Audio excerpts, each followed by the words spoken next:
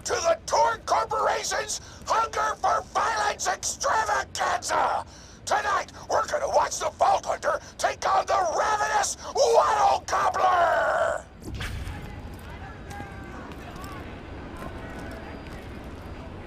You're looking good.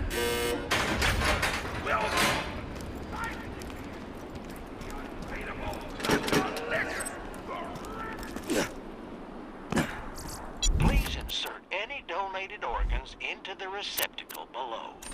Guns! Glorious guns! Good luck!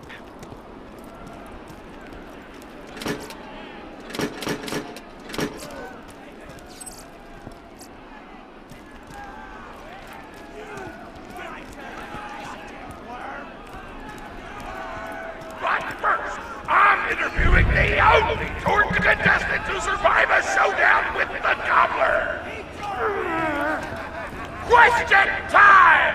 How are you doing? What's your favorite color? Did you ever see that one movie about the dog who played basketball? When did you have your first kiss? Did you ever see the sequel to the dog basketball movie where the dog went to space? And if so, which of the two do you prefer?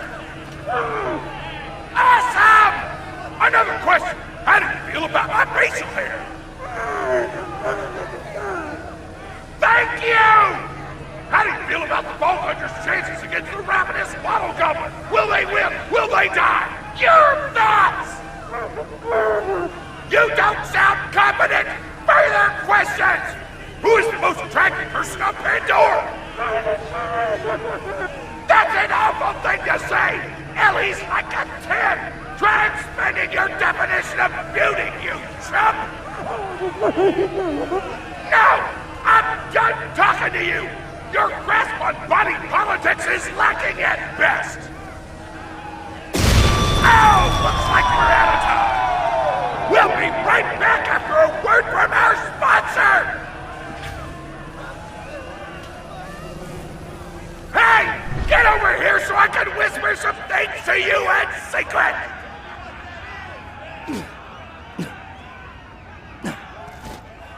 Real tough. The Gobbler fight is rigged.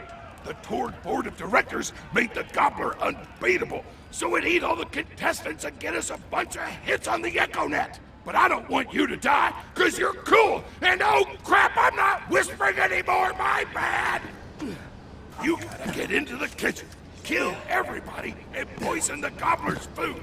Once the poison takes effect, you can kill him. Also, I want him dead so I can eat him!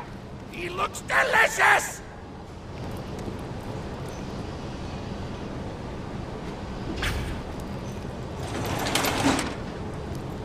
And we're back! The Vault Hunter's in the kitchen, but today there's a new item on the menu. Murder!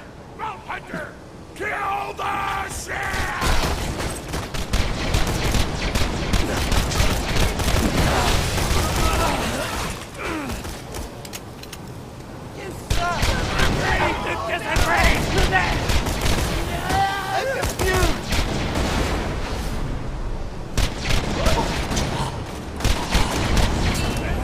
Look at me and please! I'm coming to make you eat!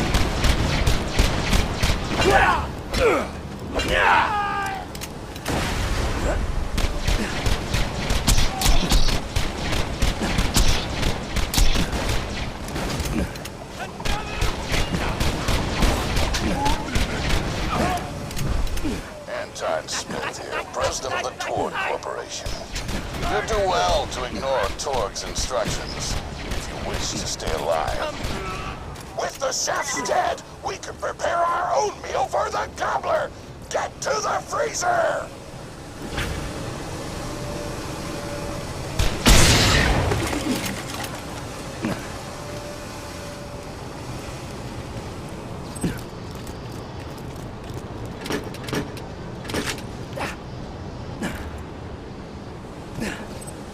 Good God.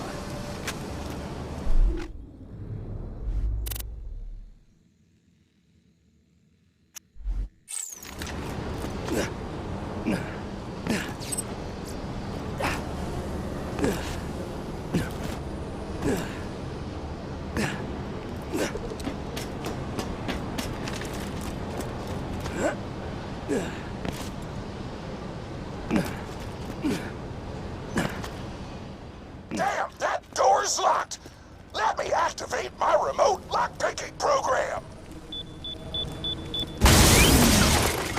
You're gonna be my new meat bicycle! We do not allow contestants in the meat locker. Leave at once. We gotta choose some meat for the Gobbler's meal. Tug on the tastiest looking scat corpses. Bury you! This is totally gonna get me fired, and I don't care!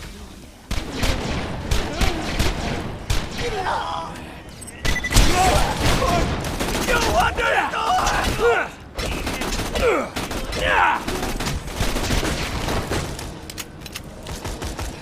I regret nothing!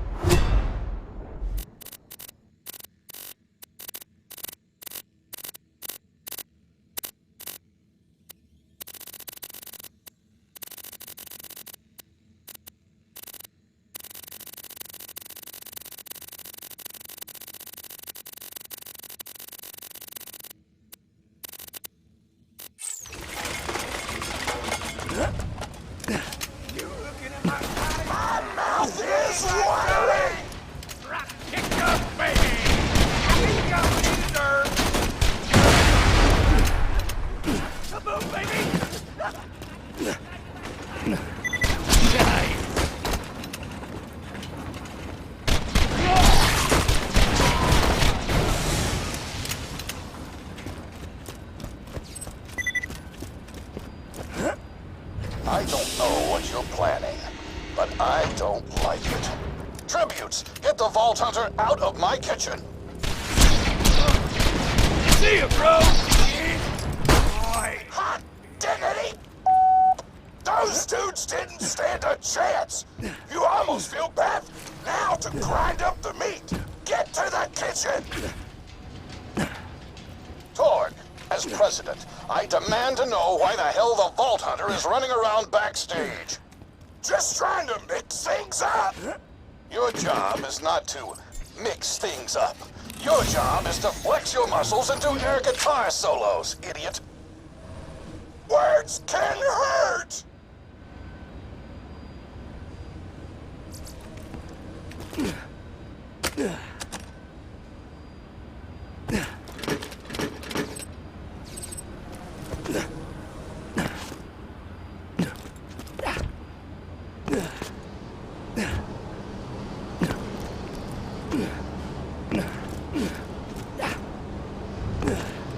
Let's get a grindin'!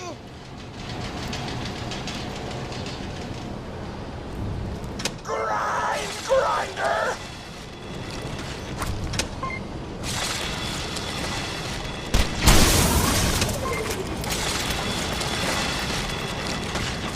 Delicious! We're nearly done preparing the Gobbler's meal! With the meat prepared, we only need one more ingredient. Deadly poison! Head to the stabber jabber nests!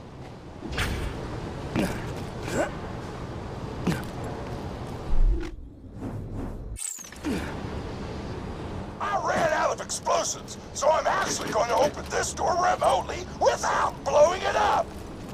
Let me know. Psych!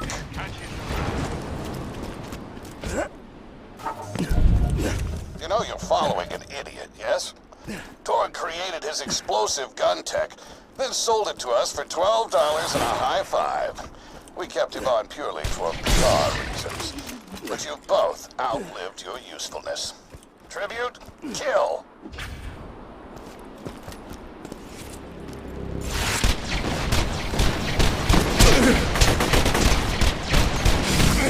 Figures!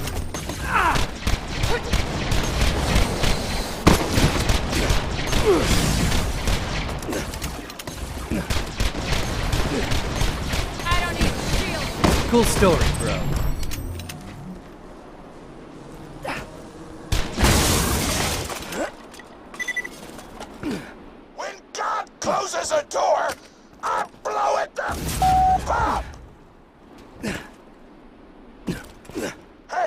Make sure to get a slag weapon on the way.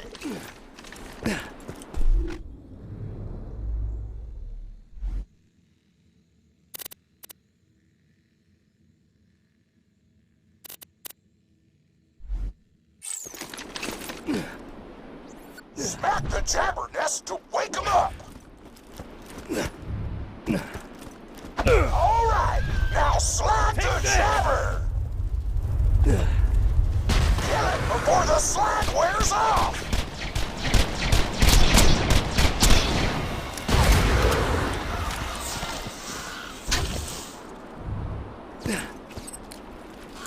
Tannis told me a single slag jabber gland would be enough to kill a monster the size of a planet. So get a few more. Nearly done. Woo!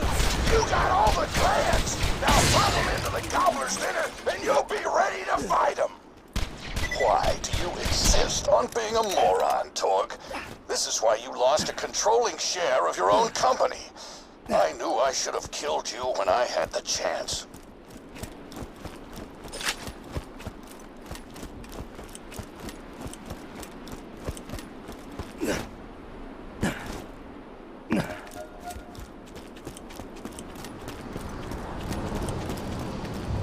Feeling overburdened by money? Don't have too much fun. Tell your friend, Marcus Munition.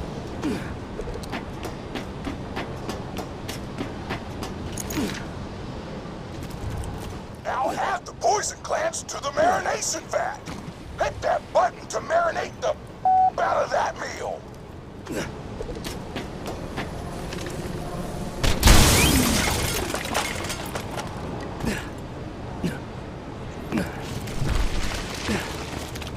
The meal's almost ready. Let's get cooking. Start the conveyor of cookery.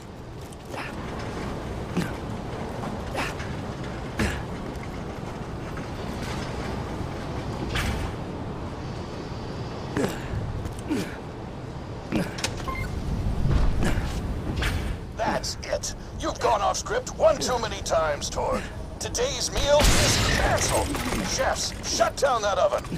We can't stop now. Protect the oven. I swear by my abdominal muscles, I will eat the ravenous Wattle Gobbler. You understood!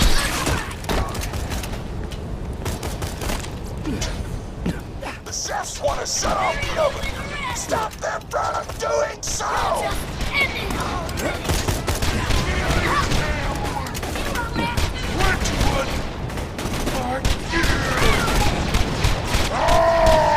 Pricking up my buns! Something hungry this way comes! Shakespeare!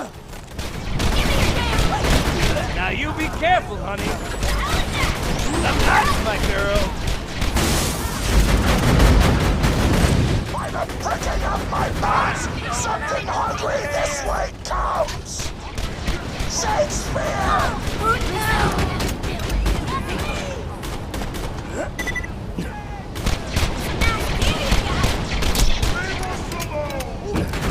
Don't let the chefs near the oven, or they'll switch it off! Just die! Newsflash, bitches! Turrets kill! Don't let the chefs near the oven, or they'll switch it off! Food's done! Go get it!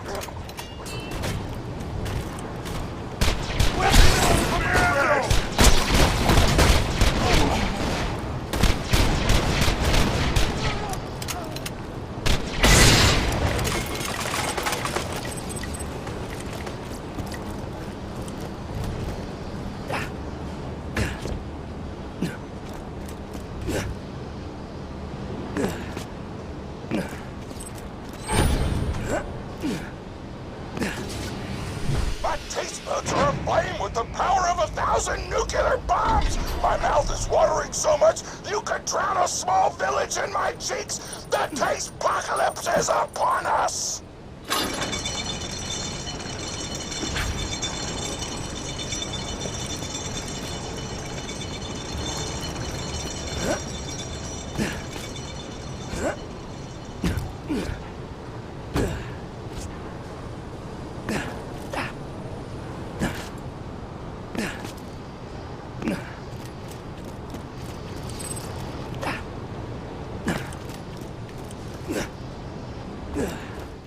kill that gobbler, Torg, it'll be your last meal. The board of directors and I can guarantee that. It's a fine day, full of opportunity.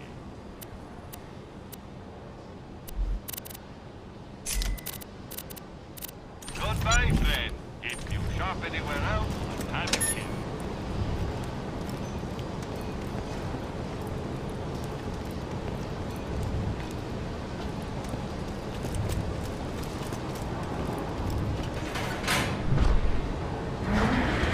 You know why we made the gobbler invincible, Torg? So you could kill him. After dozens of failed attempts by other contestants, you were supposed to finally kill it on camera while wielding our most expensive guns. You would have looked like a hero. Why be a hero when you could eat one? You are the dumbest person in the world. I paid several other contestants to kill you if the gobbler can't, Vault Hunter. You and Torg will pay for your idiocy. Here comes the Ravenous Wattle Gobbler! We've replaced this creature's normal food with poison! Let's see if he notices! He took the bait! Now just don't die until the poison takes effect! Wattle Gobbler! Oh, soldier, you're so big! Oh, lady, come on. I'm not acting. Love a hard kill!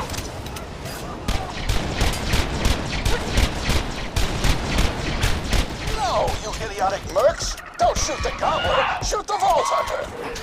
The poison's working! It's working! The gobbler is killable! Let the taste apocalypse begin! I've got a hole I'm gonna eat the out of this thing!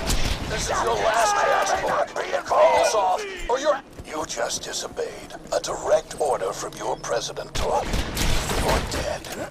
I am so scared! I know you can't tell because of the tone of my voice, but that was sarcastic! Anyway, come on back whenever, Vault Hunter!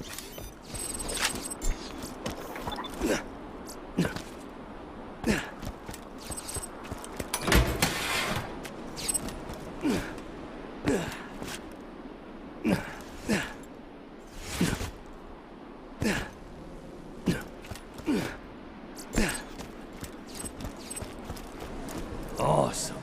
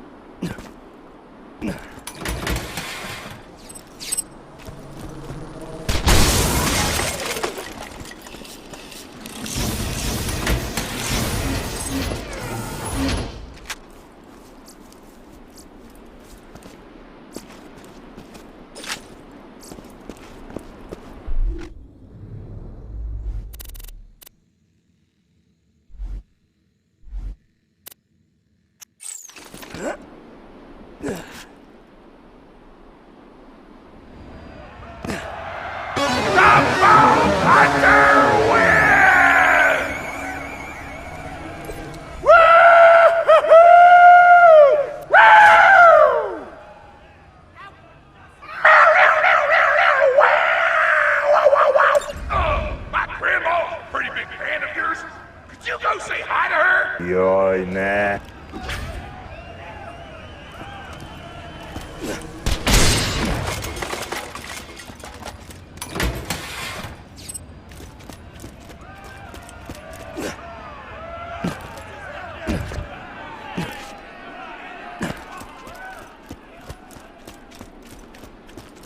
A fantastic day for capitalism. May it help you tell your friend, Marcus.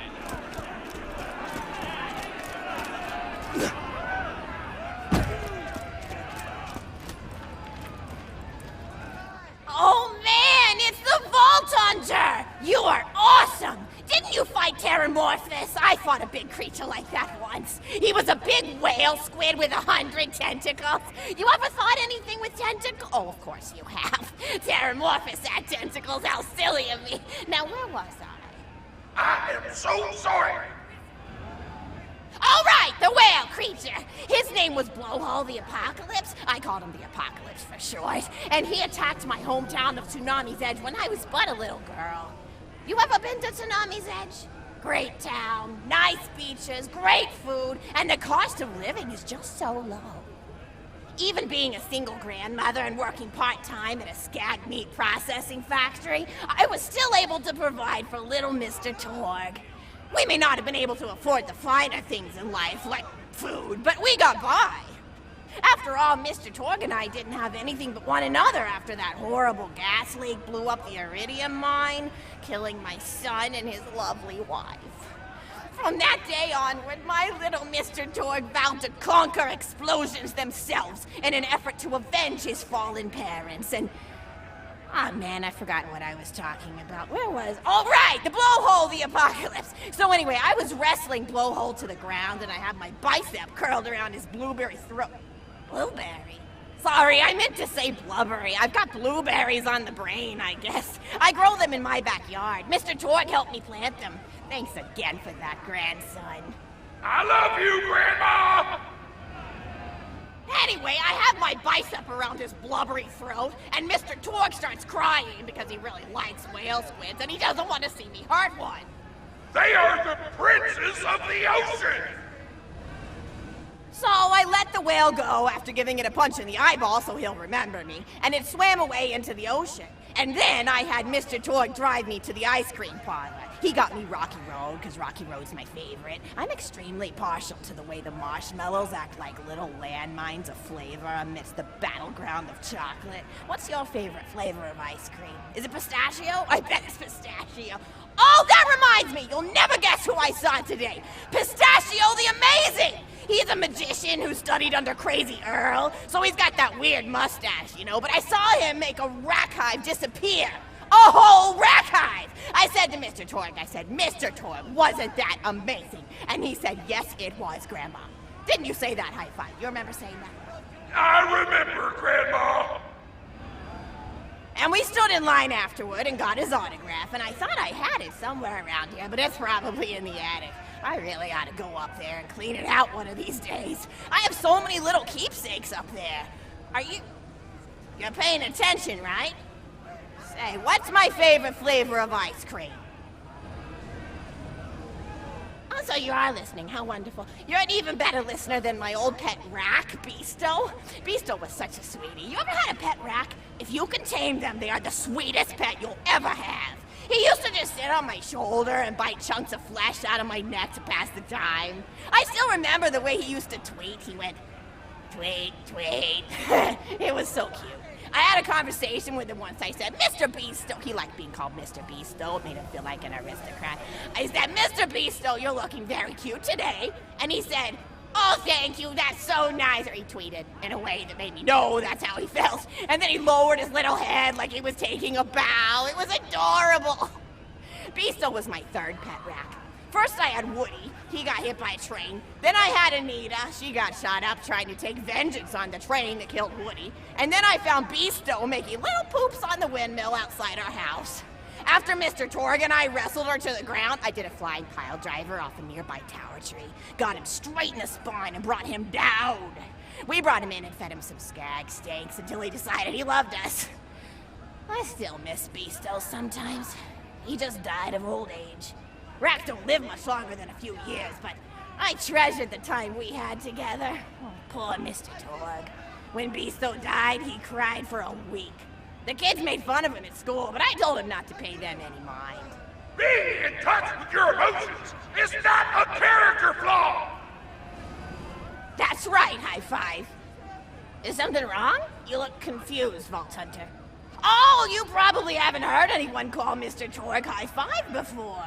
The world may know him as Mr. Torg, but the Flexingtons always referred to him using his middle name. It's a Flexington family tradition, after all, to use your grandfather or grandmother's name as your own middle name. And my husband, Hi-Fi Flexington, God rest his soul, was the best grandfather Mr. Torg could have asked for before he passed. He taught Mr. Torg dang near everything he knew about firearms. Without Hi-Fi's teachings, I don't think the Torg Corporation would exist at all. Gosh, I still remember the first gun Mr. Torg tried to make after his parents died. A Jacobs shotgun with a stick of dynamite attached to the barrel. Torg nearly blew his face off, but he got up, dusted his mustache off, and swore that by the time he reached the age of 11, he would make a gun that fired explosions without killing the operator. And by golly, he did! It took a couple of dozen prototypes before he got the right combination of gun parts and explosives right, but once he did, woo-wee! I'll never forget the plume of smoke that used to be my neighbor's homestead. They were jerks though, so it's okay. Gosh, I've been talking your ear off for some time, haven't I? It's so kind of you to listen for this long. I've taken up too much of your time already. Please don't feel like you have to stick around any longer. As a matter of fact, take this for giving this old woman some company. Woo!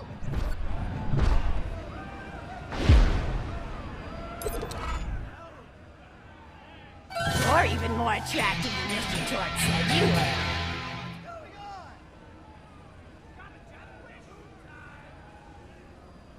I've got another story for you, but I'd like to tell it to all of your friends at once. And only...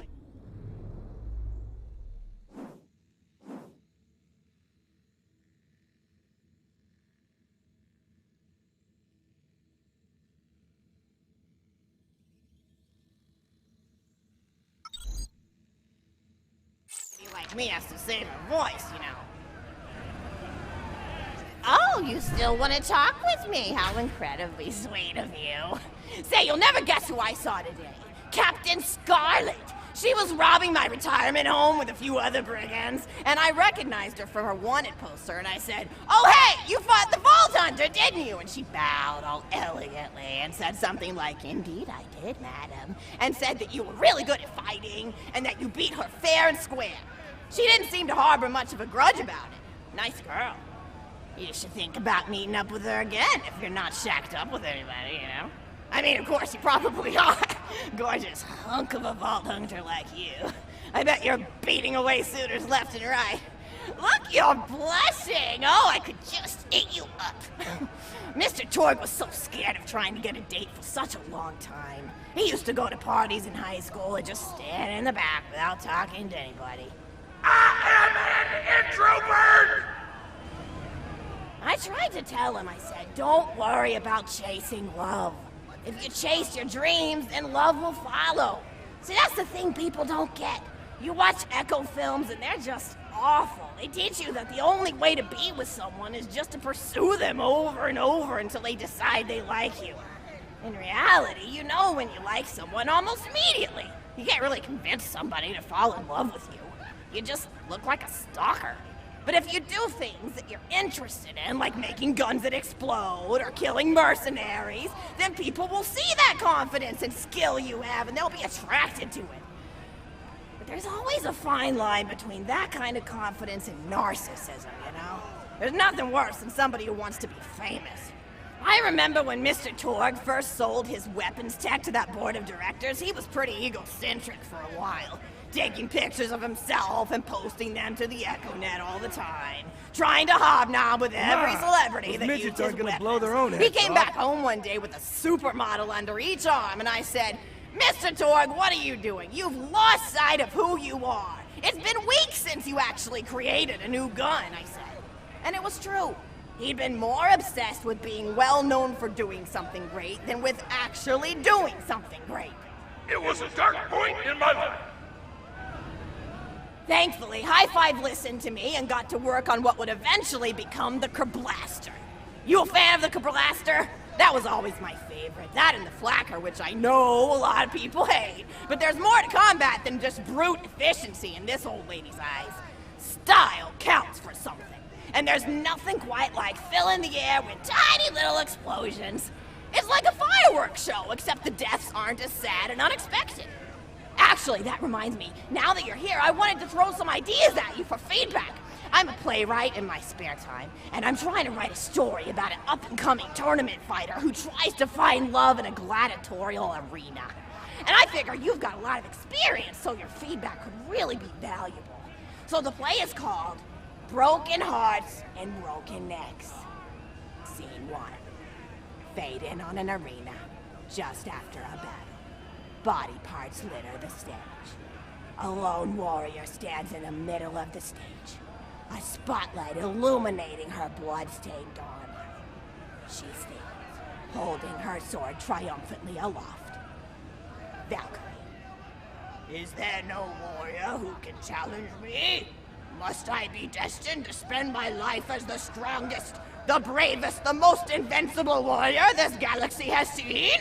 For I am Valkyrie, scourge of the gladiatorial games! Exultant Valkyrie, as she shakes her head in despair. From stage left enter Nodon, a janitor with a heavy heart and an even heavier conscience. He begins sweeping the body parts into a bin, which is colored green, and remember that because that's a symbolic color that will come back, until melancholy overtakes him. He drops his push broom to the floor and falls to his knees before delivering a heart-wrenching soliloquy. Nodon. The blood cannot be washed away.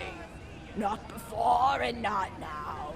Even as I attempt to escape the past, which haunts me still. Must I live forever as a fraud, sweeping up the trash of others to hide my shame and avoid my pursuers? Must I forever remain on the periphery of joyful combat, ever watchful but never participating? Then, with a clatter of armor, Valkyrie re-enters from stage right. Good morrow, lowly janitor. I heard a noise and thought it worth investigating. Nodon. Oh, great Valkyrie, 'twas nothing but the wails of those souls you released from their bodies tonight. Souls that wail in agony as they fly upward to Valhalla. Valkyrie. Fools! What have they to wail about? Their agonies are over, ended at the point of my sword. Mine, however, have only yet begun. For it is lonely at the top, and an unchallenged life is a boring one. Nodon, aside. If only I were able to tell her my true identity, I would give her a fight she would not soon forget. Back to Valkyrie. Yes, ma'am, boredom is the true tragedy. May you one day find challenge in combat. Stooping, Nodon picks up a giant two-armed bastard sword with almost no effort. Valkyrie, aside. What is this? Excerpt Nodon, stage left. Valkyrie. What strength this janitor possessed? Who is he to pick up a bastard sword with but 2 fingers? What hidden power does he hold? What secrets does he keep? I got I will bored endeavor to standing uncover his around. past, in the hopes that our swords may cross in battle! Sorry, I do that when I'm bored. Exult. Really bored. Of scene 1. Scene 2. The interior of the governor's house. The table is set with myriad teas and biscuits. Oh, I'm so sorry. I didn't even ask you for the feedback on the first scene. Did you like it? Oh, wonderful. I'll continue then. Scene 2. The governess enters from stage left. Governess. I refuse to respond to these absurd accusations. Her husband looks at her quizzically. Governor. And what accusations may those be? Governess. Actually, you know what? I don't think I'm ready to get feedback on the play yet. But what about you? What are you up to? Tell Grandma Flexington all about it. I bet you've had some amazing adventures. Mr. Torg told me about the time you all played bunkers and badasses together. He said it was one of the most fun and welcoming experiences of his life. Grandpa! You're embarrassing me! Sorry, sweetie, but really, you and the Vault Hunters are his first real pals. It wasn't easy for Mr. Torg to make friends at school when he had facial hair at age 8, pecs at 8.5, and dead parents by age 9. People found him intimidating, but I told him that he should be thankful for the fact that he looks different. Anyone who wouldn't be friends with you based on appearance wouldn't be a very good friend anyway. But he really does like hanging out with all of you. Most people these days want Torg to pose for pictures or blow something up by flexing at it. It's not often he gets to sit down and play games with people. Oh, speaking of games, did you play Going Back to the House yet? It's a new echo simulation about exploring a log cabin you lived in when you were a kid. There's no violence or anything. You just walk around looking at cereal boxes and remembering people you made out with. I really like where echo sims have gone in the past few years, don't you? There seem to be a lot more of them with interesting things to do beyond shooting people, and the writing has gotten so tight and concise. For instance, did you ever play The Samurai's Marker? The whole game's story was delivered through haiku. Did Zero write it or something? No, I'm just joshing. I know you're too busy for that. But oh yeah, I was playing At the End of the Pointed Gun last night on my Echo Sim player, and wow, is that funny. It's about a guy who punches people and smacks himself in the face with doors. Easily one of the best punch-related comedy sims ever. But oh, I'm really looking forward to this game called Robot Hunter Assault Squadron, which is this big randomized survival game about throwing bottles at trees and accidentally scaring birds. In the demo version, I scared a bird so hard it died. 10 out of 10 in my book. But what kind of things do you do for fun? You play any sports? You look like you might be into some of the more extreme stuff, like spine hurdling or psycho head volleyball. I knew an athlete a lot like you when I was younger. Her name was Nijo, and she was especially gifted at the giblet toss. That's an old pastime we had back when I was younger. Idea was you punch a convict, and then see how far you could make their viscera fly across a big field. You got points based on distance and the size of the viscera. She won the final round of the giblet toss championship by getting a left eyeball to cross the 300-meter mark.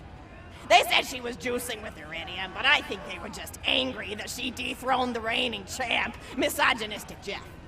People really liked him for some reason. Hey, what's your favorite food? Mine's burgers. He shot himself. People look at you like you're a pleb or something when you say you like burgers, but just think of all the things you can do with them. You can change out the patty, play around with the toppings, change what sides you have. You ever have a burger with veggie chips? Gosh, I all but forgot about fries for about a year after I discovered the veggie chip combo. And I'm not a vegetarian or anything, but those veggie patties they make on the more upper class worlds are crazy good. Better than real meat if you cook it right. Mr. Torg tried to be vegetarian once after he saw a fluff bear get run over by a truck. How long did you last again? 12 seconds! Barely even finished the word vegetarian before he lunged at a skag chew I was holding in my left hand. Nearly lost a finger. Granted, he's always been partial to skag chews or skag bacon. Don't know why, since I always felt like skags tasted like old tires and vomit. But to each his own.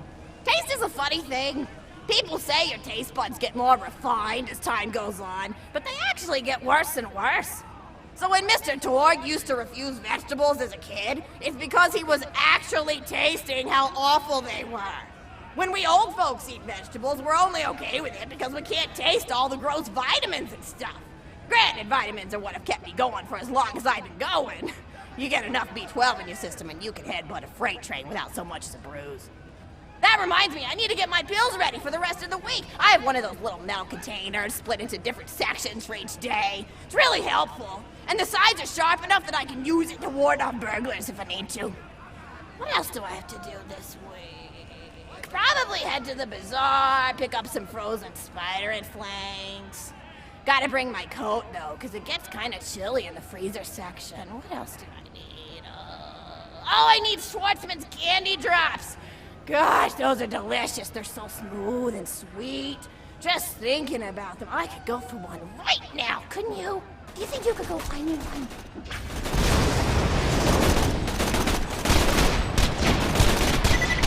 Let's do it, Marshall! Wounded again!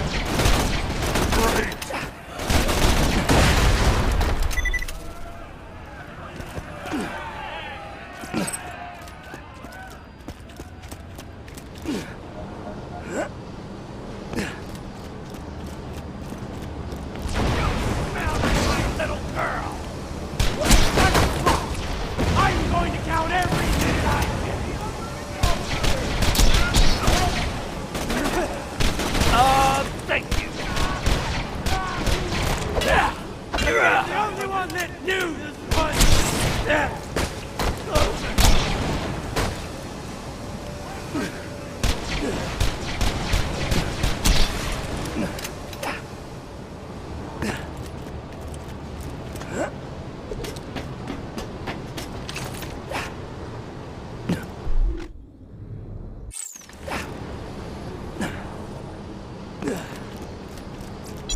Just get this out of the way. Yes, most of the circumcised are... Whoa! Badass! God damn! See you, bro!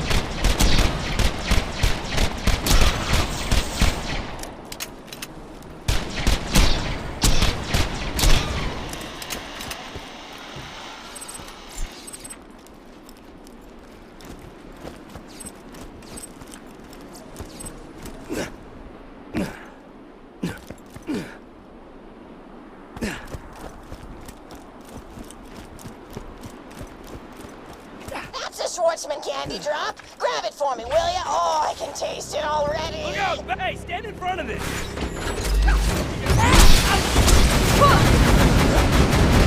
Oh, that turn!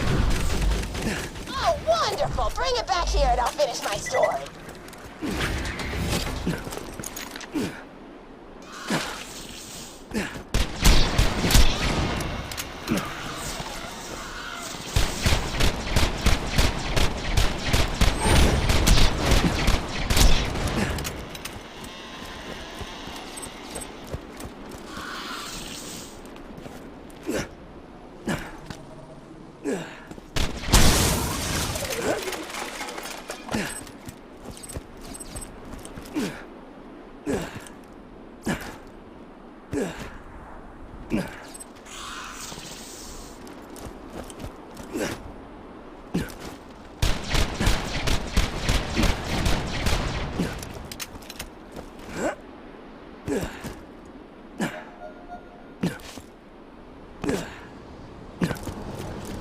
High quality, low price, and no questions asked. Lovely. I'm sure we'll be doing this again soon enough.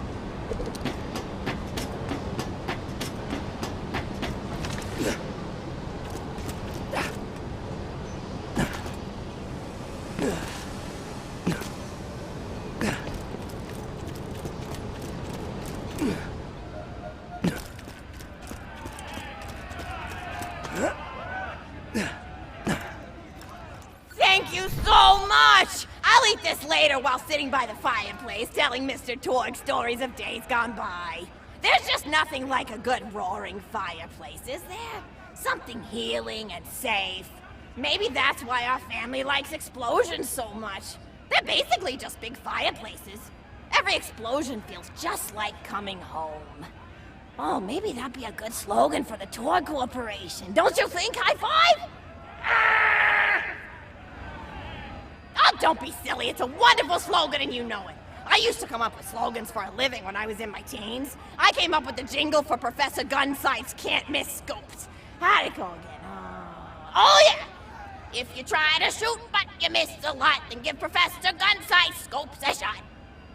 And then they played a gunshot sound effect and someone going, ah! It was cute. But gosh, I've been talking for a while now, haven't I? Thanks for bringing your friends to listen to an old woman ramble for a while. I can't tell you how great it is to have somebody new to talk to, especially a vault hunter. Oh, and one more thing. No, actually, that can probably wait. Just something about vaults and the end of the universe. Anyway, here. I always spoil my friends, just like I spoiled my grandson. Enjoy it!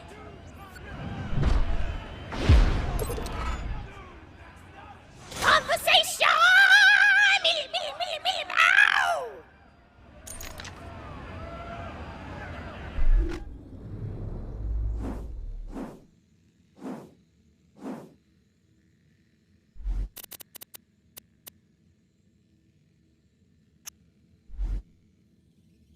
All right, what do we got here?